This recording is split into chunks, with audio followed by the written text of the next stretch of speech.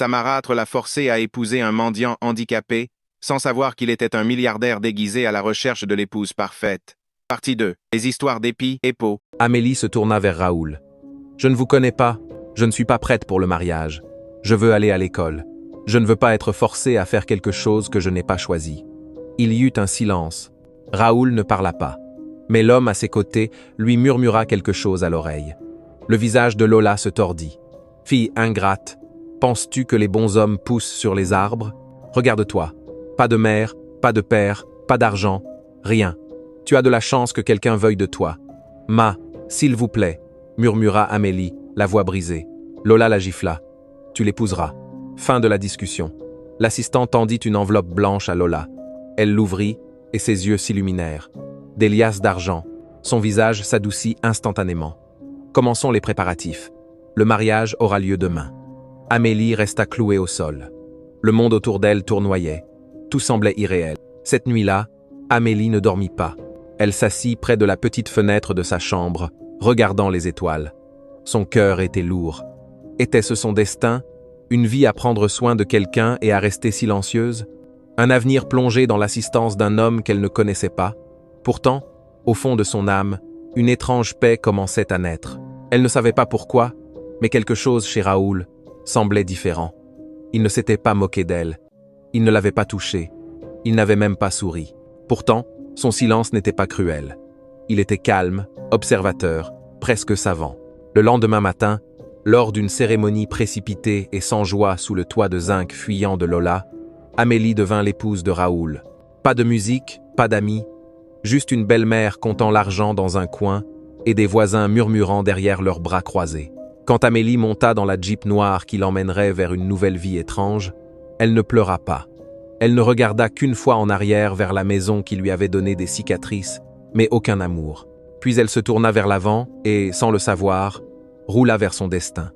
La voiture roula en silence pendant les 10 premières minutes. Amélie était assise raide à l'arrière à côté de Raoul, dont le fauteuil roulant était soigneusement fixé à l'arrière de la Jeep adaptée.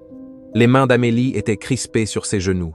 La nouvelle bague de mariage à son doigt semblait plus une chaîne qu'un symbole d'amour. L'assistant de Raoul était assis à l'avant, jetant parfois un coup d'œil vers eux dans le rétroviseur. La voiture était impeccable, les sièges en cuir frais et parfumés. Tout semblait cher, trop cher pour un homme que Lola prétendait être pauvre et amputé. Amélie ne pouvait s'empêcher de remarquer le luxe du véhicule.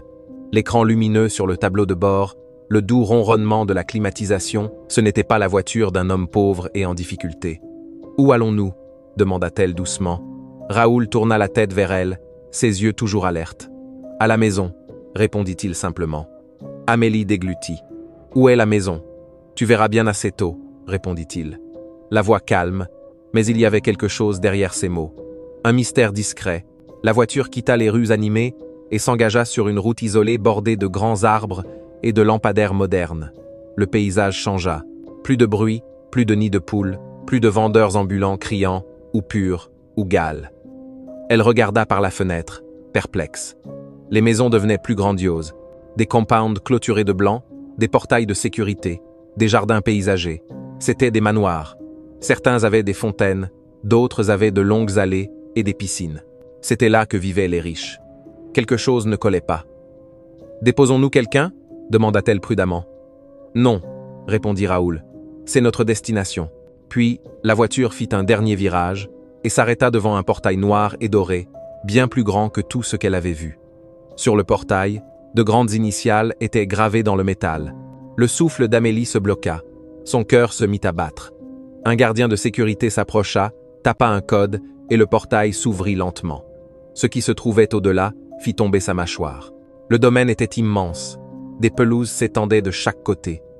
Une fontaine avec des têtes de lions en marbre crachant de l'eau. Des fleurs exotiques alignées comme une royauté, accueillant une reine.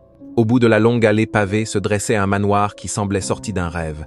Il avait des colonnes, des balcons et des fenêtres si grandes qu'elle pouvait voir les rideaux flotter de l'extérieur. Elle se tourna vers Raoul, abasourdi. « Je pensais que vous aviez dit que vous étiez amputé. » Il sourit légèrement mais ne répondit pas. La voiture avança jusqu'à s'arrêter directement devant l'entrée. 2 gardes en uniforme ouvrirent les portes. Un autre homme se précipita pour aider à descendre le fauteuil roulant de Raoul. Lorsqu'elle sortit, ses sandales poussiéreuses touchèrent un sol carrelé propre, sa tête tournait. Une femme en tablier sortit du manoir, fit une révérence et dit « Bienvenue, madame ». « Madame », murmura Amélie. Ils entrèrent par les grandes doubles portes dans un salon qui pouvait rivaliser avec un hôtel 5 étoiles. Des lustres en cristal, des canapés en velours, des tables en verre, un escalier en colimaçon. Il y avait des peintures sur les murs, des vraies, pas des reproductions. Une odeur de vanille et de lavande emplissait l'air. Elle se tenait au milieu, figée. Ses jambes tremblaient. « Est-ce votre maison ?» demanda-t-elle, la voix tremblante. Raoul fit avancer son fauteuil roulant à côté d'elle, et, pour la première fois, il se leva lentement, debout, sans effort, révélant qu'il n'avait aucune amputation. « Oui, dit-il, je ne suis pas amputé. » Les genoux d'Amélie fléchirent. Elle trébucha en arrière dans un fauteuil. « Vous pouvez marcher ?» dit-elle. « Je marche très bien, dit-il. »« Eh oui, c'est ma maison. Je ne comprends pas, » murmura-t-elle.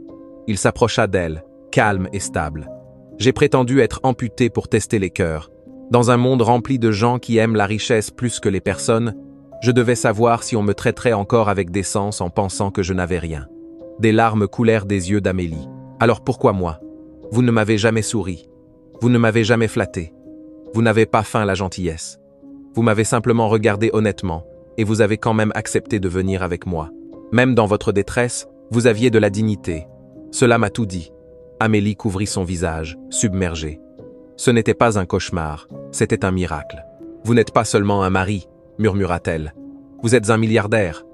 Raoul Maduka, » dit-il, lui tendant la main, propriétaire de Maduka Holdings. « Mais ici, je suis simplement votre mari et vous êtes ma bénédiction. » Amélie prit sa main, encore tremblante. Pour la première fois depuis des années, quelqu'un la voyait. Vraiment la voyait. Pas comme un fardeau, pas comme une erreur, mais comme une femme digne d'amour.